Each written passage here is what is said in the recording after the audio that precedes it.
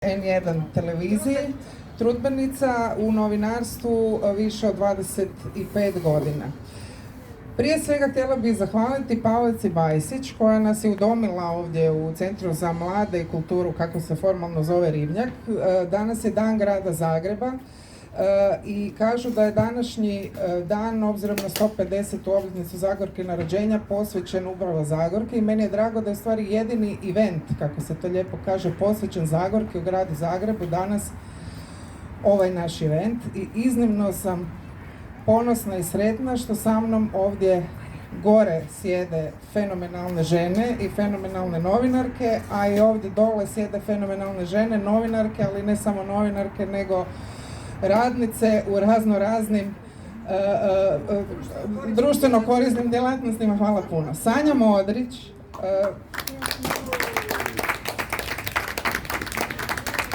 osoba koja je evo tek sad počela, propupala u ovom još novom stilu svom kolumnističkom, a već je dobila nagradu za životno djelo od Kršovani. Nataša Božić-Tešarić, molim vas pljesak, novinarka godine, ove godine ovjenčana Zagorkom za najbolju novinarku u državi. I Irena Frlan-Tegašparović, prva dobitnica prvi put dodijeljene nagrade Europa. Ja sam iznimno sretna zbog toga što je Irena Frlan-Tegašparović vjerojatno jedna od rijetkih, ako ne jedina novinarka koja se fundamentalno bavi tim konstruktom koji se zove Evropska unija. Tako da hvala svima. Zašto smo ovdje danas? Zato što smo prije koji mjesec, kada je na jednoj televiziji objavljeno jedan serijal, kada je jedan muškarac uhvatio kip Zagorke za grudi, nekako počele međusobno razgovarati prije svega oko toga kako se vrijeme promijenilo, a možda je i nije. Kako je sve isto kao u Zagorkino doba, to je sve drugačije nego u Zagorkino doba i to kako smo mi sve, bez obzira na različite putanje profesionalne, upravo stoga što smo novinarke, možda puno drugačije rasle i bivale u toj profesiji. Pa bi ja možda krenula od Nataše koja je radila cijeli dan danas, koja je bila na terenu cijeli dan danas, pripremila još jednu emisiju za večera zato što je od svog posla, majčinstva i svega, svih tih slojeva koje žene čine ženama u hrvatskom društvu danas, zaboravila da danas smo planirale ovo. Nataša, kako si? Umorna sam ko pas. Da, ja sam zaboravila. Ja sam jednostavno, jer sad čuje ovdje, u noći sa ponedjeljka na utorak u 3:50 sati se probudila i shvatila da danas uređujem i vodim News Night od 20 do 22 sata i da će me Ivana Dragičević koknut ako otkažem sudjelovanje na ovom panelu, a nisam ni htjela otkazati sudjelovanje na ovom panelu i ne želite znati šta sam sve napravila i kako sam uvalila jednu drugu kolegicu da danas to radi umjesto mene, ali uglavnom da, jedan dosta naporan dan i dosta je takvih u zadnjih mjeseci i godina u mom životu. Imam malo dijete, imam posao koji je sve naporniji, nekako sam mislila da sa tim primicanjem penziji ideš u te neke mirnije vode, čini mi se da je sve intenzivnije, sve zahtjevnije i nekako sve više krenem biti nezadovoljna time šta je onaj output, šta je onaj proizvod svog tog truda koji je stvarno ogroman. Ja stvarno radim 12 sati na dan, minimalno. I to svaki dan i kad sam slobodna, puno je toga što ne stignem. I nekako sam bila sva u čudu kad sam dobila ovu nagradu novinar godine. Bila sam sigurna da su drugi napravili bolje priče, a onda sam jednostavno shvatila da sam valjda dobila nagradu za te kilometre i sate upornog, svakodnevnog, normalnog novinarskog rada. Nisam imala nikakvu spektakularnu priču. Imala sam samo priču koju ganjam već 6-7 godina o djeci s teškoćama u razvoju i njihovim roditeljima. I evo, jedan dosta onako intenzivan period i gledam sve vas i gledam te žene u redakciji oko mene, bez obzira kakve su nam životne situacije, stvarno smo sve umornije. Sanja, tebe bih pitala, obzirom da smo mi o ovoj inicijativi pričale kao svojevrsnom self-helpu za sve nas kao novinarke, ali i za sve nas kao žene, koje ujedno što dajemo 100% sebe u tom, ajmo ga nazvati, i dalje intelektualnom radu kojim se bavimo, dajemo 100% sebe i u privatnoj situaciji i u svemu drugome. Koliko je tebi i kao novinar, i kao osobi koja je, ako nije tajna, prošla i tešku dijagnozu? Sam banko opljačkala. Jasno, nisi banko opljačkala, dakle koja je prošla, dakle imala je i rak i sve skupa. Koliko ti sa svim tim utakmicama u nogama vidiš danas važnost i novinarstva kao, čini mi se, sve više ženskog zanimanja? Pa ja možda imam neki defekt, znaš, ja sam to isto razmišljala. Možda, znaš, ono, mozgu nešto, sinapse, ali ja ti uvijek mislim da je ovo fenomenalno zanimanje. I sad, šta ja znam? Naravno, ovo što kaže Nata, umaraš se, crkavaš, imaš 1, 2, 3 djece, to se treba servisirati. Muževi su tu, ali uvijek nekako, znaš, oni moraju nešto. I onda recimo kao kod mene, ma nemoj to sada, kad ću živjeti? Pa šta to sad? Aj dobro. Dakle, to su te naše normalne situacije.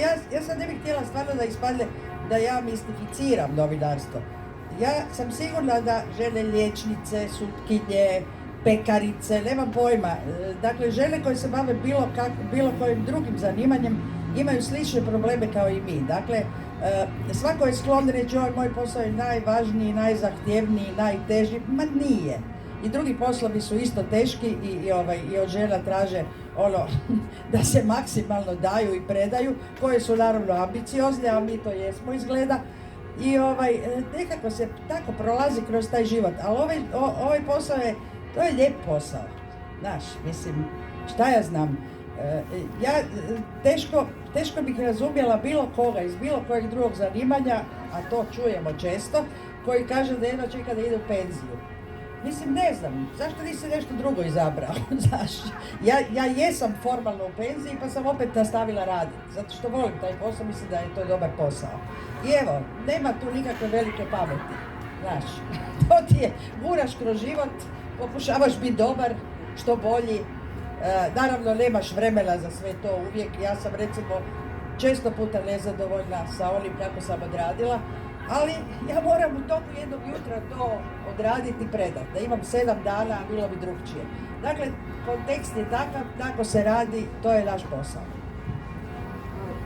Irena, tebe bi pitala, živimo u jednom kontekstu ne samo u Hrvatskoj, nego i globalno, koji je ratni kontekst, polarizirajući kontekst, gdje taj mačistički princip dominira javnim diskursom, grubost dominira javnim diskursom. Koliko ti vidiš opasnost za samo novinarstvo u današnjem kontekstu? Ti i ja puno smo razgovarale o tome gdje novinarstvo danas jest u Europi, koja je razlika našeg konteksta prema tome, ali naravno obje se možete nadovezati na to. Stalno čujemo novinari crvi, kad je bila pandemija bili smo napadani, evo mi imamo slučaj na našoj televiziji jučer recimo u Beogradu da stoje neki ljudi ispred redakcije i čekaju novinara da ih tu. Kako smo došli do tog trenutka nepovjerenja u struku kao tako? Ja se sjećam, nas 3 smo radile u istoj firmi prije u tiskanom novinarstvu. Ja se sjećam, dakle i tad je bilo situacija i neugodnih i napadačkih i osuđujućih. Mi smo znali u Kasliću, u jednoj zgradi smo bili u centru Zagreba, nam je bila redakcija u jednom stanu, dole su bili oni stari kaslići, drveni, i dole smo znali u tim kaslićima nalaziti razglednice sa vrlo neugodnim sadržajem. Dakle, znali su ljudi zvoniti, znali su dolaziti i tako dalje. Dakle, naravno da je sad potpuno jedna druga priča kad su svi, dakle, na internetu, da to tako kažem, vrlo banalno. Dakle, prije takvih stvari nije bilo. Dakle, i to je možda jedna od najvećih razlika je ta što je to sad sve strahovito vidljivo da je masovnije. Mada, dakle, ja još uvijek mislim da bez obzira, dakle, na sve to, da postoji javni interes, da postoji interes javnosti, da postoji nekakvo povjerenje u medije koji se trude zaslužiti to povjerenje. Dakle, ja ne mogu reći za svaki svoj tekst da je on 100%, kao što je rekla i Sanja, nekad uspješ bolje, nekad uspješ lošije, nekad tek naknadno shvatiš joj, trebao sam još ovo ili ono. Dakle, ali ne znam da li bi se, ja te moram prekinuti, ovo čulo da ovdje sjede 3 muškarca novinara, da evo sumnjaju, sve 3 ste posumnjale u svoj rad i rekli možemo mi još bolje, to je zanimljivo reći. Ja to čak ne zovem, ne znam, sumnjam u rad, nego naprosto nekakva realna stvar životna. Ne možeš biti u svemu na 110% i moraš naprosto se s time pomiriti. Nekad je to bolje, nekad je lošije, nekad ti fali neka riječ, nekad je uspješ naći i to tak ide. Pa evo, htjela sam na ovo tvoje reći nešto. Mi smo se sigurno, ja jesam, a sigurno i Nataša i Irena, susreli sa situacijom kad se nešto dogodi. Nešto što mi ne razumijemo. Ili iz gospodarstva, ili u politici, ili nešto. Izborni zakon, ma sad uopće nije važno. Ili u zdravlju. I onda zovemo sveučilišne profesore koji to rade i koji to znaju i koji su tu doktorirali i koji idu na kongrese i koji poučavaju studente. I onda pitamo, dajte molim vas, jel bi nam pomogli, dajte nam odgovorite na nekoliko pitanja, pa do kada, pa ne, još ne do kada. Može. A možete li za jedno 2 sata? Ne, može za 14 dana. Znaš, mislim, to je ono zašto mi nismo zadovoljne. Odnosno, zašto možda upravo trebamo biti zadovoljne. To je sad pitanje kako se gleda na to. Jer mi moramo u kratkom vremenu proizvesti odgovore na postavljena pitanja. E sad, čuj, ja sam završila komparativnu književnost, ne znam puno stvari. Cure su, ne znam, nešto treće i tako dalje. Mi stvarno proizvodimo odgovore na otvorena pitanja u kratkom vremenu. Doćim ljudi kojima bi to trebao biti posao, da taj čas ti kaže na telefon, oni to nisu u stanju. Prema tome, nemojmo biti nezadovoljni. Ma samo sam imala jednu reminiscenciju, možda ćeš se ti, Sanja, sjetiti. Ja se ne sjećam kako se zvao taj lik. Početak Jutarnjeg lista 98. frajer upada s pištoljem u redakciju Jutarnjeg lista i to je jedan od mojih prvih susreta s novinarstvom u praksi. Nakon što sam došla s faksa kao vrlo mlada u Jutarnji. Dakle, uvijek je dobro novinarstvo po meni izazivalo burne reakcije. Ono što je sad problem je... Da. Ono što je sad problem je to baš to, taj jedan utjecaj društvenih mreža na naš život, pa i na taj segment prijetnji koji su konstanta. Znači, ja sad ne govorim uvredama, govorim o prijetnjama. Ali ti si oprosti jedna od rijetkih koja si, recimo, krenula s tom praksom koju su poslije neke političarke slijedile, da si išla prijavljivati i o tom si javno pisala, dakle da ljudi shvate da je i pisanje po međumrežju, kako ga ja volim nazvati, javno izgovorena riječ. Da. Ono što ja radim, vjerujem da velika većina već do sad odustala sa iskustvom sa društvenim mrežama od toga, jest da čitam komentare. Koliko god to bilo potresno za moju psihu, ja čitam komentare, čitam ih ispod tekstova, čitam komentare na Facebooku, čitam na Instagramu, čitam sve te komentare i redovito se izbezumim i od svega toga, ali i dalje mislim da mi kao mediji moramo slušati i te komentare, ti već s vremenom stekneš neko iskustvo pa makneš ono što znaš da je nekakav troll ili hejt, ali tu se nađe toliko dobrih stvari, još kad ti nađeš vremena, ja se trudim naći da i komuniciraš s ljudima koji ne znaš, a koji ti se tako obraćaju. Tu se neke od mojih najboljih priča su došle tim putem. E sad, uvrede prihvaćam koliko god su mi bile neugodne, ali jednostavno prijetnje ne želim i neću tolerirati i ne samo da ih svaki put prijavim redovno, svaki put, nego to svaki put i naglasim. I puno ih je manje zapravo. 2 puta sam do sad dobivala prijetnje smrću, svaki put to kažem, prijavila sam u tu i tu policijsku postaju, ovo je bio rezultat, nije bio neki doduše, ali ja to napišem, jer velika većina tih hrabrih, kad shvate da imaju neko ko će ih stvarno prijaviti, kad vide da je neko imao problema zbog toga, zapravo se svedu na ono što oni jesu, a to su kukavice. Mislim da bi trebalo puno više baš napraviti pravu kampanju javnog prijavljivanja, ne samo nas novinara, nego puno šire, javnog prijavljivanja prijetnji. Jer od onog što je napisana prijetnja do toga da će neko smatrajući da je to može biti nekažnjeno u bilo kojem obliku, dok se to ne realizira je mali put. To je nešto protiv čega treba svim snagama, svim silama. Koliko je danas više, možda Irena može početi pa možemo na taj krug nazad krenuti, koliko je danas zbog situacije koje svjedočimo, evo Sanja je danas njena kćer koja je odvjetnica Vanja Jurić, gospođa Čavajda je dobitnica nagrade grada Zagreba za ono što je pokrenulo, koliko je danas biti žena u takvoj atmosferi teško? U atmosferi društvenih mreža, nekakve društvene promjene. Pa evo, recimo slučaj gospođe Čavajde je pokazao zapravo dakle da kad se susretneš sa nečim tako doista u životu, dakle jednom osobnom tragedijom, dakle da ti se dogodi još ovako jedna dakle javna situacija koja je bila za svaku osudu. Međutim, ono što je njena posebna hrabrost po meni je da ta žena je rekla ja neću šutjeti, dakle ja neću prešutjeti sve ovo što mi se desilo.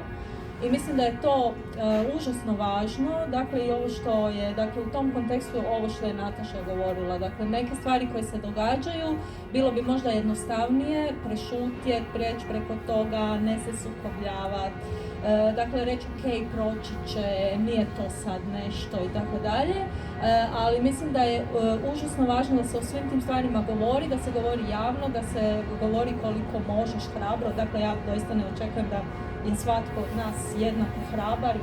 Vjerujem, ja znam Natašu, ja mogu reći otvoreno da je ona hrabrija, recimo od mene, sasvim sigurno, dakle da što znam 20 godina. Ja se bojim. Ne, ali inače u životu, ja znam to. Dakle, to je moja osobna mišljenje. Dakle, ne mogu svi biti jednaki u takvim situacijama, ali mislim da je užasno baš važno da se o tim stvarima ovako javno progovara, pa i o toj promjeni neke društvene atmosfere, nekih pritisaka. Sanja je recimo danas pisala upravo o tome, dakle upravo o toj jednoj društvenom ozračju koje se, ja ne znam, teško mi je reći da li se mijenja ili se barem pokušava promijeniti. I ukoliko se o tome ne bude javno govorilo, javno problematiziralo, dakle otvoreno pričalo, dakle to se mic po mic promijeni na način da se jednog dana probudite i pitate se što se zapravo desilo. Na promociji sada tvoje knjige nedavno u Laubi jako puno je došlo i kolega, ali i svijeta, što se kaže. I upravo ono što je Irena spomenula, o čemu pišeš i u današnjoj kolumni, u svakoj tvojoj kolumni, čini se da ljudi i dalje kad tebe pročitaju osjećaju se osnaženo, da tako kažem. Jer ti kroz svaku temu koju provlačiš kroz svoje kolumne imaš tu poruku emancipatornu za bilo koga. Jel ti osjećaš, dakle, jako puno, to si pričala i na promociji, ljudi te zovu, pričaju nekakve svoje priče, ti si ih pričala kroz svoje tekstove, koliko je i u tom smislu bitno da ljudi znaju da u javnom prostoru imaju novinare kao neko ko će govoriti u njihovo ime, što je dakle i neka baza onoga što novinarstvo jest. Da. Pa to je upravo naš posao. Jer... Da, pardon. To je naš ekskluzivni posao da govorimo u ime, sad će to zvučati glupo i patetično, u ime naroda. Jel? U ime, znači, ljudi koji imaju neke probleme, koji nešto misle, ali kojima nije posao da se znaju tako izraziti, da znaju tako formulirati problem i koji na koncu nemaju platformu na kojoj će to iznijeti. To je naš posao. I zato ja vidim to po reakcijama. Ljudi mi puno puta su rekli, hvala Bogu da je neko rekao ono što ja mislim. Ali nije to nikakva posebna pohvala meni, niti bilo kome od nas, jer to je ono što mi radimo. I ako uspijemo u tome, onda je odlično. Jer neko ne može dobiti, ne znam, na primjer, moja prijateljica je koja je bolesna je, dobila je termin za neki ljeto 2024. Neko drugi ima problema sa djecom, neko ima, ne znam, sa starim roditeljima i tako dalje. Neko je bijesan na Butkovića zato što je neki dan javno ušutkivao sveučilišne profesore, matematičare koji su mu pokušali pokazati vladi da se može izračunati taj broj birača u izbornim jedinicama i da to nije ništa teško. Treći je bijesan na nešto 4., 5., 8., 20. Mi smo tu da to artikuliramo i da objasnimo zašto se nešto dogodilo, kako se moglo drugačije nešto riješiti, koja rješenja postoje. Dakle, ne samo kritika, nego da i pokažemo da se stvari mogu rješavati na bolji način. To je ono što... I to je ono što mi radimo naprosto. Htjela sam reći da ako se onda doista i promijene tako da bude bolje, onda je to nešto doista ekstra. Dakle, to je nešto čemu se možeš jedino nadati, da će ono što ti radiš, pišeš, kopaš, istražuješ, čitaš, zoveš, pitaš jednog kolegu, drugu kolegicu, vadiš iz Narodnih novina, iz javnih nabava, iz ne znam od kuda, dakle po cijele dane si u nečemu s ljudima, sjediš po kavama i tako dalje. Dakle, ako to na kraju rezultira da se nešto malo pomaklo na bolje, da je dodjela nekog javnog novca bila bolja, da je neka usluga javna mrvicu bolja, da je neko priznao da je pogriješio i to, dakle to je nešto toliko ekstra u stvari, dakle to nije nešto što ti očekuješ svaki dan. Pa evo ove 4 profesorice, to nisu, ali dobro, novinari su ih podržali zaista. Ove 4 profesorice su napravile, mislim da su sve 4 sveučilišne profesorice, napravile jednu epohalnu stvar, a to je da sva djeca dobiju u školi obrok. Pa mislim, ja se klanjam do poda tim ženama. Istina Bog, imale su servis od medijski. Mislim, zapravo, to je teško ne podržati. Svi su to podržali i puno se o tome pisalo. Ali to je, na primjer, jedna od tih stvari koja je wow. Upravo bi Nataša o tome pisala, zato što je ona jedna od prvih, ako ne prva, koja je dala upravo tim profesoricama medijski prostor, a uz to, upravo zbog teme za koju je dobila nagradu, ja sam te gledala, pa skoro godinama, kako si 6 godina, ja?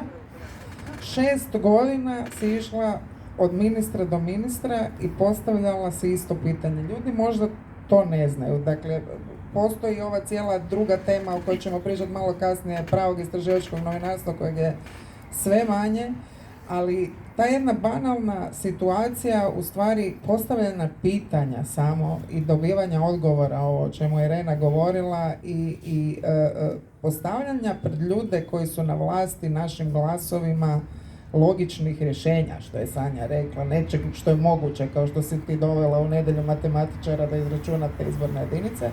Samo podijeli kratko tu priču kako je to išlo, jer je to meni zaista suludo. Mogu samo kratko uvodno, nešto me piknulo kad si rekla novinari crvi, novinari. Mislim da nam je svima koji se bavimo novinarstvom, koji ga imamo tu nekako baš na duši, Vrlo važna agenda koja nam mora biti dio svakodnevnog posla, da razbijamo tu famu o tome, o tim novinarima i o tome da nema više pravog novinarstva i da nema više pravog... To je bullshit, to je glupost.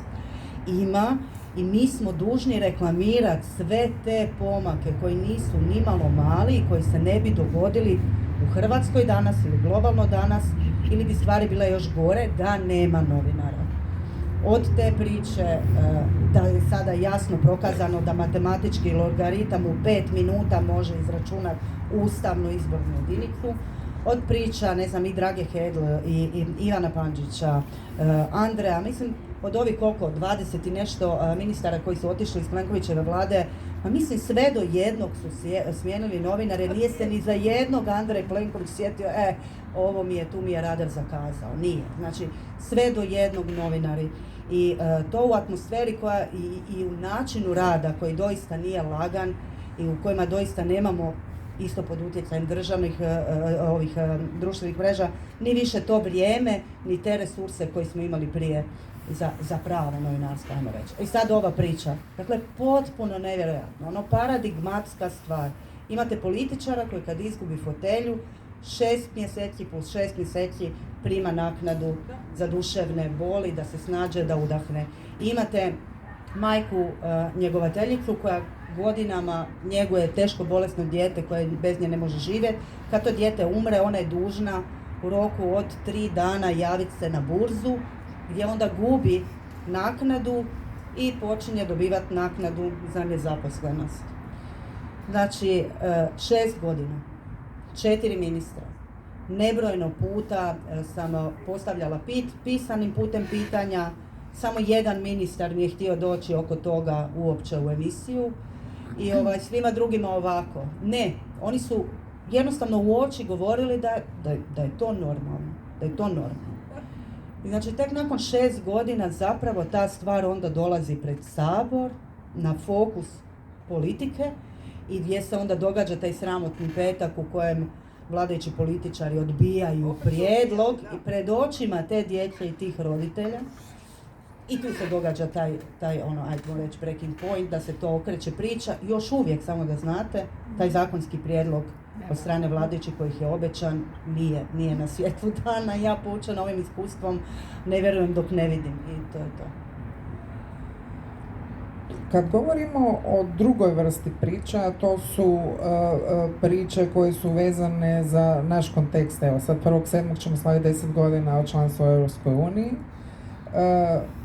Irena, ti zaista kopaš kao, ne znam, krtica je premala životinja s kojom te usporedimo, ali već 2 godine Hrvatska stoji pred nečim novim, dakle novim instrumentom oporavka i otpornosti. Meni je zaista fascinantno da si ti vjerojatno jedina novinarka u Hrvatskoj koja gleda te novce, koji su naši novci i kako ti novci cure i kako se rade. Dakle, Europa je fenička princeza koju je silovao Zeus u obliku bika, jel?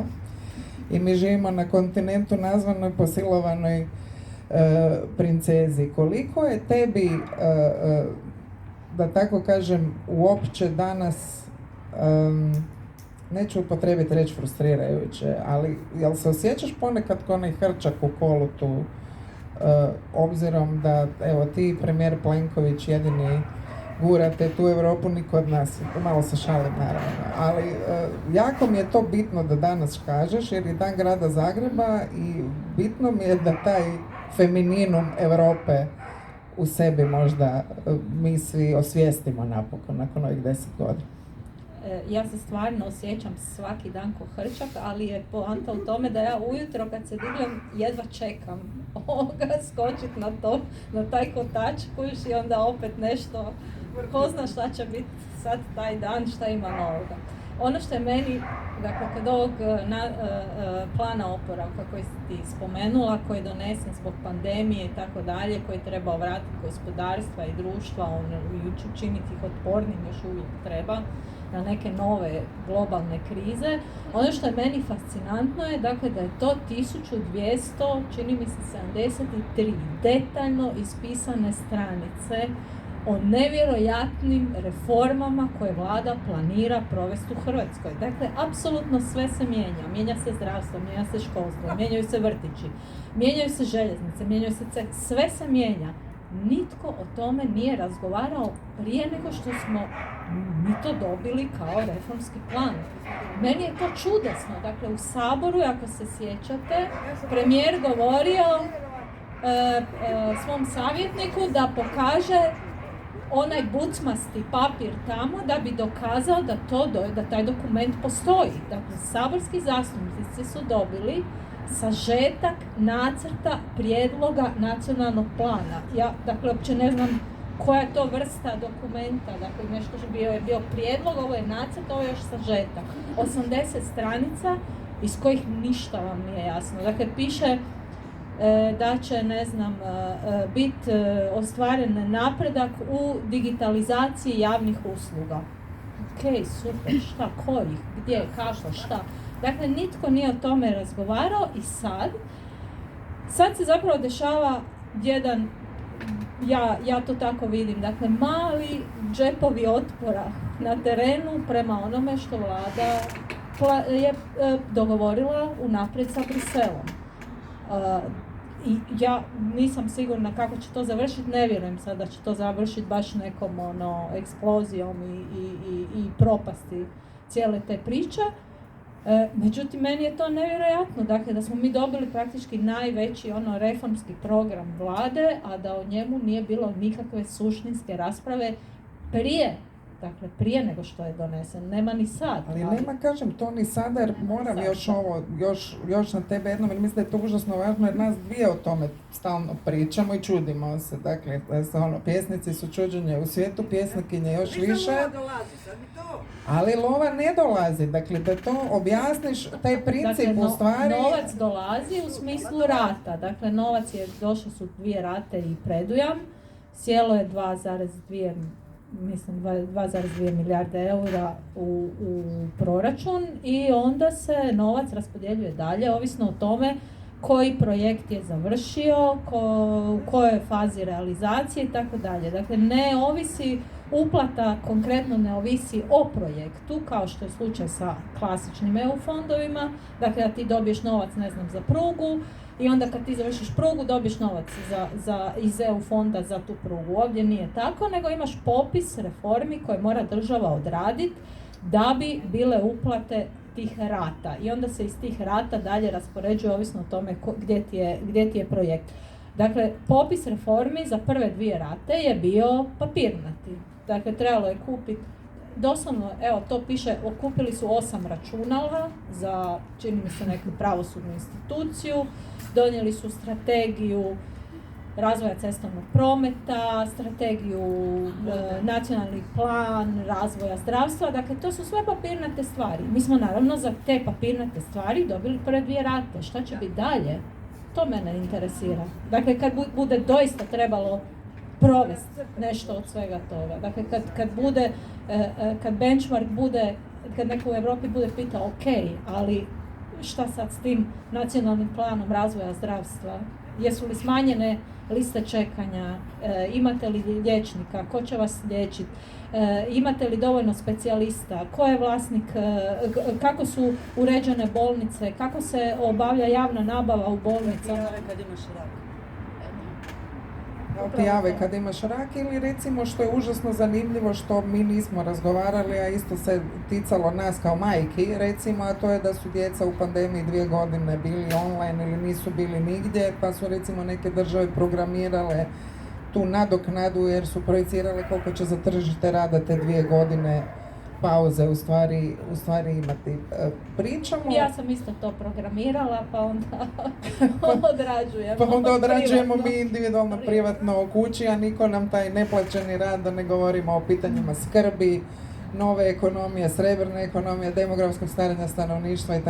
itd. Nećemo u dubinu istraživačkog novinarstva. U publici sjede žene novinarke koje su radile velike i ozbiljne teme istraživačke. Ja bih pozdravila tu u ovom redu Jelenu Indru i Barbaru Matejičić, recimo. U prvom redu Ljubicu Jelenić i Silviju Šeparović, koje vidim, kolegicu Milu Moralić, ispričavam se ako je neko još iza Tena Perišine negdje koja obrazuje mlade novinarke, nadam se da su tu još i neke druge. Koliko je pitanje ženske solidarnosti i općenito solidarnosti u društvu kao što je hrvatsko danas važno, pa ako ništa i ovakvi nekakvi razgovori. Ima li to smisla? Pitanje ženske solidarnosti je presudno. Da nema ženske solidarnosti, ja bi sad vozila Newsnight na N1, ne bi bila ovdje. Jako je važno. Da nema mamu i tetku, nemam pojma, ne bi više bila novinarka, ne bi uspjela ili ne bi bila majka. Mislim, jako je važno. Evo ja da zahvalim moje mami koja isto ovdje sjedi. Jako je važno bilo uvijek, ali mislim, možemo se složiti, ta naša nova vremena su jednostavno jako brza. Radimo više nego ikad, nije da čekam penziju, ali imam osjećaj da jesam već odradila 2 radna vijeka, jer ne radim, ne znam kad sam zadnji put radila 8 sati, a doma imam još šihtu. Tako da mislim da je presudno. Baš ta ženska solidarnost, razumijevanje i držanje leđa. Neku dekicu, nešto, da je samo još malo zima. Nije ti nikad zima. Šta ti hoćeš sad zapravo?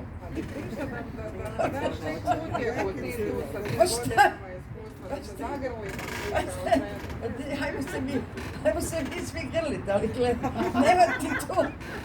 Mislim, fino, imaš, to kaže tata, mamu, tetu, prijateljice, ja imam odrasle kćeri.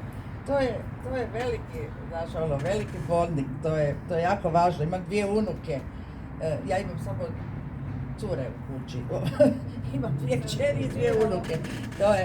I mislim, divno je to, i prijateljice i tako. Međutim, opet na kraju krajeva, znaš, budeš sa svojim problemom sam, nema nikoga. Da, ona te nazove i kaže, jao, jadna moja, tralala i to. Ali budeš sam sa svojim problemom, nema tu velike pomoći. Ali osjećaš tu auru, ta aura je važna. Bez obzira što moraš na kraju sve sam riješiti, ne? Aura je važna. Mislim, ne znam, ja nisam imala nikad sreću da imam pomoć, ni mama mi je rano umrla, svekrva ne baš pa. Tako da nisam nikad imala nikakvu pomoć, sve sam morala napraviti sama, doma i ovo, jel? Muž mi je građevinar pa je stalno bio po terenu, nešto nije htio, ne znam, možda je htio, ne znam, ali uglavnom puno je bio na terenu. Dakle, kažem, te servisne, pomoćne, svakodnevne poslove običnog života sam morala sve obavljati sama i još se baviti novinarstvom. Dakle, nema ti tu velike pomoći, znaš, ali važna je ta aura. Da ja znam da je to moja nata, da je to ovo, znaš, mislim da su tu ta djeca, to je važno. I pričali smo, dakle, Irena je već spomenula vas 3 veže što ste sve 3 radile u Novom listu, što zato bi vas pitala što ste vi jedna drugoj i kako vi same sebe pamtite i vaš međusobni odnos, Nataša? Pa samo 2 rečenice o mami Modrić. Evo šta smo mi sebi jedna drugoj, otkad znam za sebe, zove mi u mama Modrić, od prvi put kad sam ušla u redakciju Jutarnjeg lista, to je bila ta maminska figura. Mislim da mi je zapravo nakon svih stvari koje jesam ili nisam naučila na fakultetu, puno sam tu eskivirala, isto tako, to moram priznati, i nakon tog prvog iskustva u Glasu Slavonije, dolazim ja tamo u Jutarnji list i vrlo brzo kao trebam napisati neku kolumnu. I sad, sjetit će se, možda Modrića, možda i neće, vrijeme je, ono je prve pobune branitelja protiv Račanove vlasti. I pišem ja kolumnu da grozna vlast ne razumije narod, ovi koji su se borili za Hrvatsku, za ovo, za ono. I dođe mama Modrić i pita, jesi ti pročitala taj zakon? Ja velim, ne, nisam ja to pročitala, ali ja to mislim. Kaže ona, prvo moraš nešto znati, a onda ćeš početi misliti. Znači, to je ključna stvar koja se toliko puta sjetim. Prvo znati. Prvo naučiti, pročitati sve što možeš o nečem, pogotovo onom što ti je važno. Sve zakone, zvati ove koji znaju sve a onda tek možeš misliti. Ja se i dan danas jako rijetko usudim misliti, odnosno ono reći šta ja to mislim o nečemu, jer uvijek preispitujem ima li još nešto što ne znam. I tu je A uvijek ima, da. Da, i tu je meni to je meni modrička, evo. A Irena, dakle, toliko predano stvorenje, toliko neko ko toliko toga zna, jer toliko toga uči svakodnevno, to je, i toliko je puno, jako nas je puno zapravo takvih. Mislim, jako puno ja znam takvih žena u novinarstvu kojima se ono svakodnevno divim i od kojih svakodnevno učiš. E sad, čini mi se da postoji tu nekakav mali, možda zato što sam već u nekim godinama, neki mali generacijski gap. Ne vidim puno tih novih mene koji su htjele doći učiti od Sanje. Malo mi kolegica mlađih dolazi da me nešto pita za neki savjet. Da mi nešto kaže, da me pita da nešto ne zna. Vrlo rijetko se to dogodi. Stvarno, evo Mila i ja smo neki dan imali jednu takvu situaciju kad nam se kolegica obratila, napravila je taj dan super prilog, sjeli smo s Krunom 20 minuta, bilo je, sad više ne radi na N1, ne znam je li to direktno povezano s tim, ali hoću reći, čini mi se da nam jako fali ipak tog jednog prenošenja, tog praktičnog znanja. Redakcije su se ni prepolovile, redakcije su ostale na 1/5 onoga što su nekad bile i jako malo imamo vremena i jako malo imamo prostora za prenositi ta neka, ne samo ova stručna znanja, nego i te neke životne. Ali to mora biti stvar strukture. I sad zašto su te redakcije to izgubile, to sad možemo razglabati. Ali to mora biti stvar strukture, jer ne možeš ti čekati ili ja ili ti ili bilo ko od nas da neko dođe pa da ti se javi pa da kaže ču šta ti bi. Mislim, urednik je tu koji mora raditi s novinarima, a mi to nemamo. Ja ti moram reći, dakle svako novi ko dođe kod nas, to je moja prva stvar, ja vam pošaljem poruku kako komuniciramo preko Slacka. Tko sam ja sam tu, što god ti treba, ja ti imam neke brojeve, mogu ti možda neke dove akti, bilo što treba, čak i nekad si mislim došlo, što će ovi ljudi sad misliti o meni, vidjela kao sad, pazi, tu sam ti ja, ne?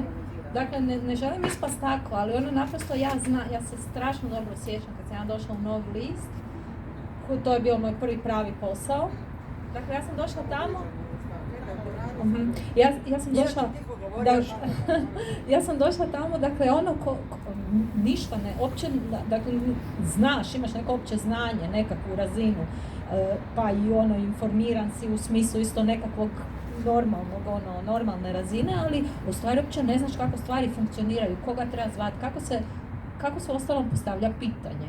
Dakle, šta je pitanje? Pitanje nije kako vi komentirate nešto. To je odrađivanje lijevom rukom kad ti se baš jako ne da. Dakle, to nije ništa dobiti od toga. I, dakle, ja se toga sjećam, ja znam koliko su meni pomogli ljudi koji su neki ovdje, a neki nisu ovoga i zato se ja na neki način ponudim, pa onda kad dobijem dobar feedback, bude mi baš jako drago. A vas komarci ujedaju? Nije ti, ne, ja vidim da ti, ja mislim sam da ti je hladno, ali su komarci. Ajde prije komarac, onda šta su tebi njih dvije?